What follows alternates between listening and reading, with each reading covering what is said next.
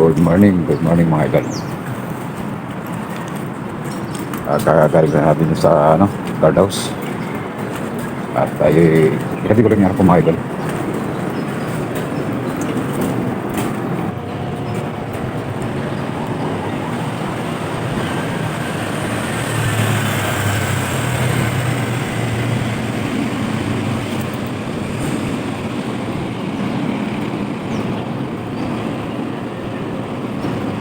Alam mo mga idol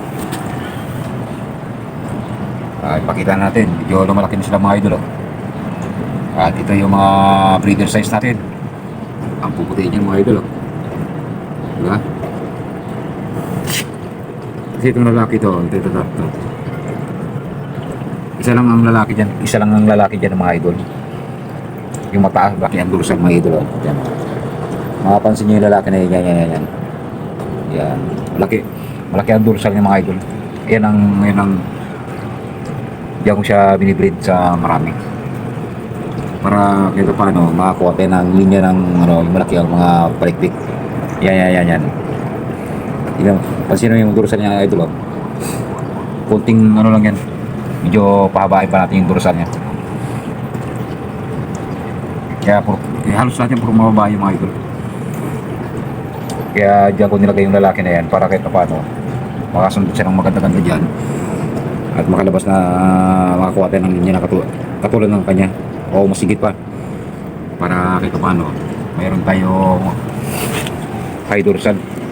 Malaki yung dorsal niya, yung pinakapin niya sa palikpik.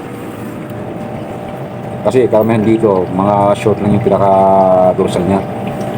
Kaya yun, yung lalaki na yun galing sa kumpare ko yun kay Jeff Pondra.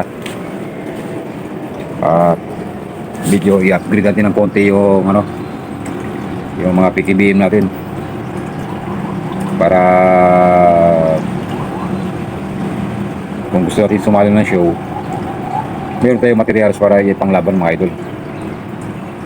Yan, mamaya papakain tayo mga idol. Yan ang mga idol, continuous vlog ulit tayo at pinakain na natin.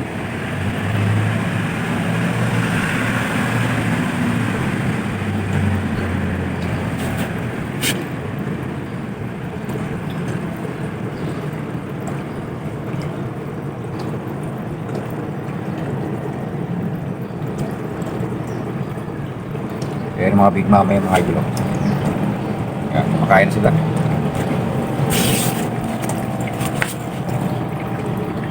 Ito mix mga ito Pikachu yata itong orange na yung pagagul.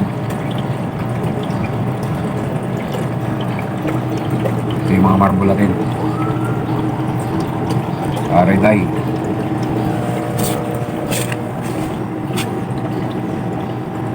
Ito mga idol, kung gusto nyo punta na kayo sa area ko, baka gusto nyo bumili sa akin, PM lang kayo sa akin. Okay, salamat tayo sa mga panonood. Next vlog na ulit tayo mga idol.